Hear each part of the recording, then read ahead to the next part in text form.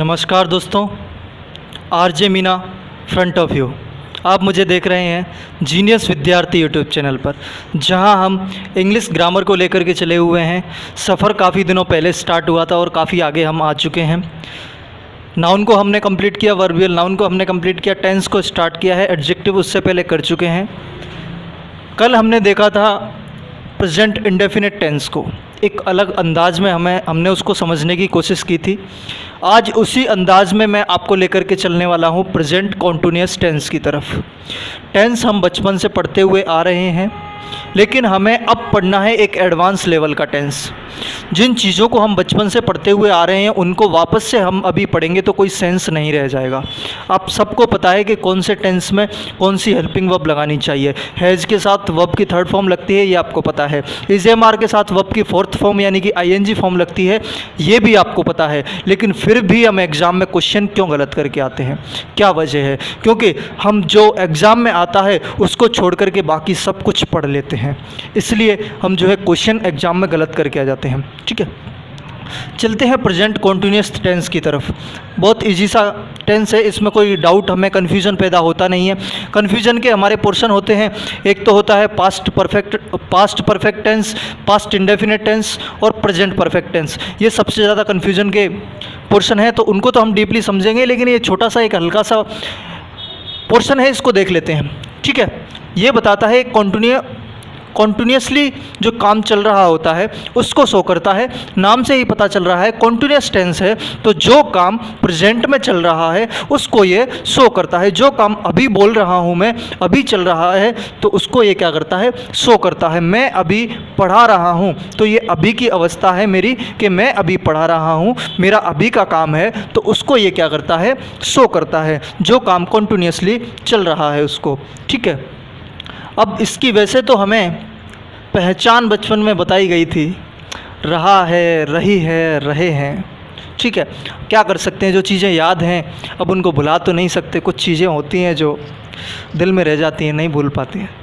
ठीक है, तो कोई बात नहीं, आपको उसको भी ध्यान रखना है। लेकिन हाँ, एक बात, एक मज़े की बात, ये रहा है, रही है, ता है, ती है, एग्ज़ाम में काम नहीं आएंगे। ये ऐसे दोस्त हैं कि मुसीबत आते से ही छोड़ जाते हैं। ठीक है, तो उनको आपको साथ में लेकर के नहीं चलना है।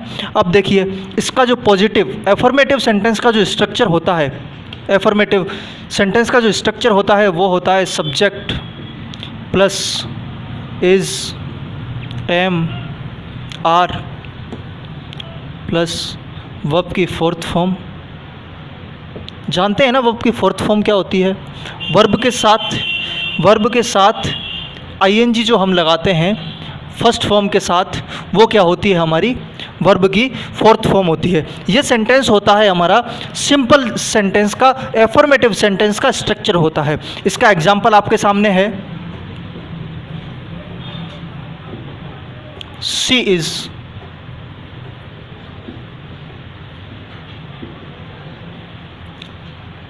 Reading a book. She is reading a book. Sentence कहना चाह रहा है कि वह एक किताब पढ़ रही है, अभी पढ़ रही है, जिस समय मैं बोल रहा हूँ उस समय पढ़ रही है।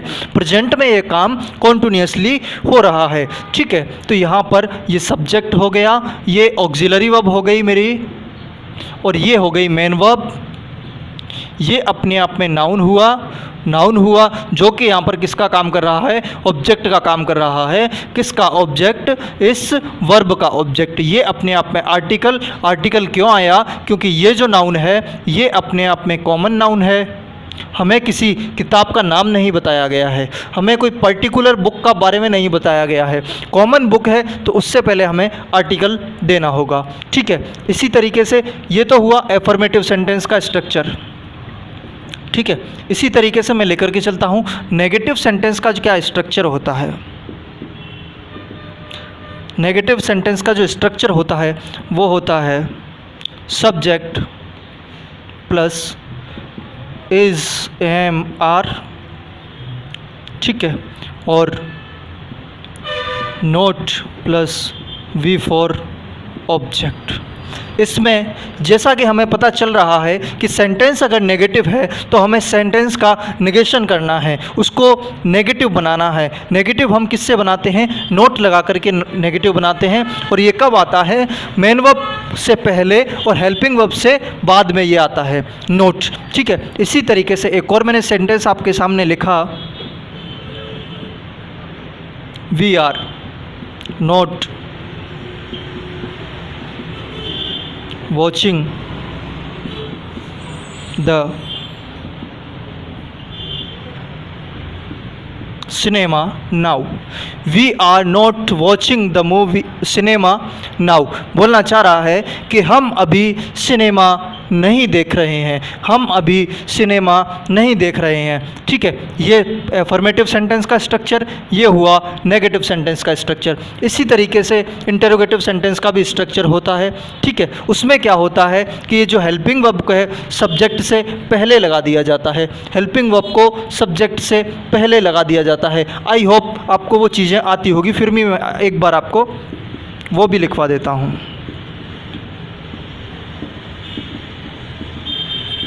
इंटरोगेटिव सेंटेंस का स्ट्रक्चर क्या होता है? इसके अंदर जो हेल्पिंग वर्ब से सेंटेंस की स्टार्टिंग होती है। हेल्पिंग वर्ब से क्या होता है मेरे दोस्त? सेंटेंस की स्टार्टिंग होती है। जैसे कि is, am are plus subject, V four object, ये हमारा स्ट्रक्चर होता है। जैसे कि हम पूछते हैं ना,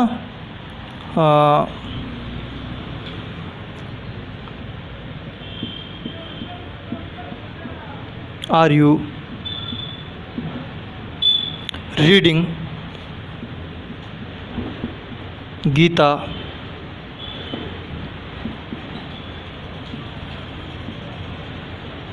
these days? Are you reading Gita these days? अब दोस्त ये अपने आप में क्या है?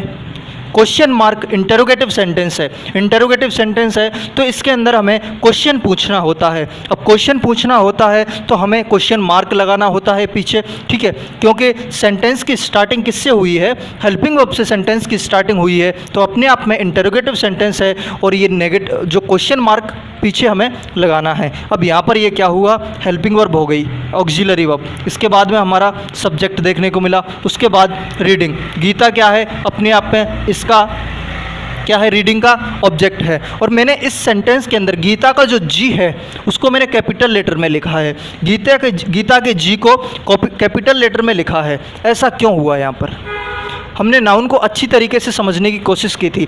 मैंने बताया था दोस्त कि अगर कोई नाउन प्रॉपर नाउन है तो प्रॉपर नाउन का जो इनिशियल लेटर होता है उसको हमें कैपिटल लेटर में लिखना होता है। और गीता अपने आप में एक पर्टिकुलर है। गीता, रामायण, कुरान ये किस में आते हैं? पर्टिकुलर बुक हैं। तो गीता क्या है? अपने आप में एक प्रॉपर नाउन है और प्रॉपर नाउन का इनिशियल लेटर हमें लिखना होता है अपर केस में। इसीलिए ये जो लिखा हुआ है वो हो जाएगा अपर केस में। और ये दीज डेज क्या है? अपने आप में एडवर्ब है। एडवर्ब भी मैं आपको बताने वाला हूँ। ठीक है, तो ये तो हुए अपने स्ट्रक्चर। अब देखिए इज़, एम, आर, मैं तीन हेल्पिंग वर्ब लेकर के चला हुआ हूँ। तो कौन सी हेल्पिंग वर्ब कहाँ पर यूज़ होती है ये मैं आपको बता देता हूँ। इधर दिख रहा है क्या? ठीक है, मैं आपको बता देता हूँ। एम का यूज़ जो होता है वो ओनली आई के लिए यूज़ होता है। एम ओनली आई के साथ यूज़ किया जाएगा। और जो वहाँ पर आर का जो यूज़ होगा वो प्लूरल सब्जेक्ट के लिए यूज़ किया जाता है, प्लूरल के लिए। और वहीं इस जो है सिंगुलर सब्जेक्ट के लिए यूज़ किया जाता है। ठीक है दोस्तों, ये तीनों का अपना अपना फंक्शन है। एम आई के साथ, आर प्लूरल के साथ और इज सिंगुलर के साथ यूज़ किया जाता है। टेक ए स्क्रीनशॉट प्लीज़, आप स्क्रीनशॉट इसका ले लीजिए। फिर मैं आपको लेकर के चलता हूँ इनके एडवर्ब्स की तरफ।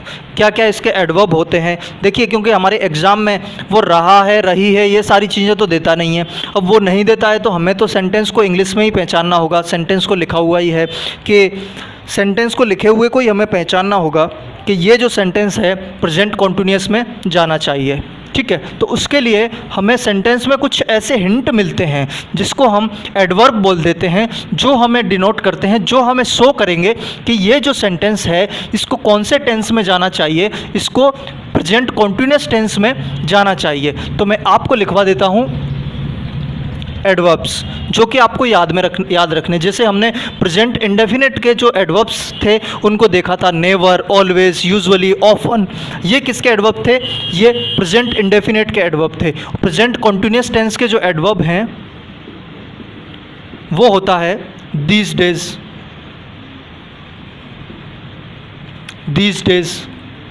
ये अपने आप में क्या है, बताता है कि इन दिनों, इन दिनों। ठीक है, डे के साथ में मैंने एस लगाया हुआ है क्योंकि यहाँ पर जो दीज है ये डेमोन्स्ट्रेटिव क्या है, एडजेक्टिव। एडजेक्टिव क्यों है? क्योंकि नाउन से पहले आया हुआ है, डेज को क्वालिफाई कर रहा है।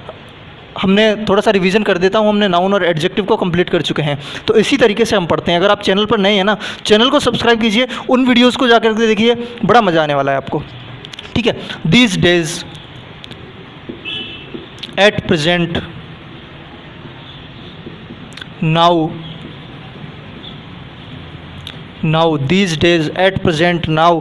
और ये इसके जो हैं क्या होते हैं, एडवर्ब्स होते हैं। इसके ज़्यादा एडवर्ब होते नहीं हैं प्रेजेंट कॉन्टिन्यूअस टेंस के। एट दिस मोमेंट, एक और लिख लीजिए आप, ये और लिख लीजिए एट दिस मोमेंट। ये होते हैं जिनसे हमें महसूस हो सकता है कि ये जो टेंस है, ये जो सेंटेंस है, ये मेरा किसके अंदर जाना चाहिए, ये जाना चाहिए प्रेजेंट कॉन्टिन्यूअस टेंस के अंदर। ठीक है, इसके कुछ सेंटेंस मैं आपको बता देता हूँ जिससे आपको जो है समझ में आ जाएगा। देखिए,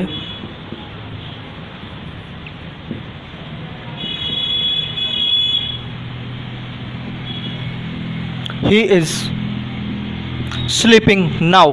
अगर यहाँ पर मुझे ब्लैंक स्पेस भी दे दिया जाता तब भी मुझे समझ में आ जाता कि इस टेंस को किस में जाना चाहिए, प्रेजेंट कॉन्टिन्यूअस टेंस में, क्योंकि यहाँ पर जो नाउ लगा हुआ है ये एडवर्ब किसका है, प्रेजेंट कॉन्टिन्यूअस टेंस का है। ठीक है, इसी तरीके से एक और सेंटेंस मैं आपके सामने लिखता हूँ। My mother is learning English these days. My mother is learning English these days. मेरी माताजी आज इन दिनों अंग्रेजी सीख रही हैं। ठीक है, तो यहाँ पर मुझे दीज डेज से समझ में आ रहा है कि ये किसका एडवर्ब है, प्रेजेंट कॉन्टिन्यूअस टेंस का एडवर्ब है। तो यहाँ पर क्या आना चाहिए, इज एम आर में से वर्ब की फोर्थ फॉर्म। इज क्यों लगाया है? क्योंकि मेरा जो सब्जेक्ट है मदर, वो अपने आप में क्या है, सिंगुलर सब्जेक्ट है। ठीक है, माई यहाँ पर क्या है, पजेसिव एडजेक्टिव है, पजेसिव एडजेक्टिव है।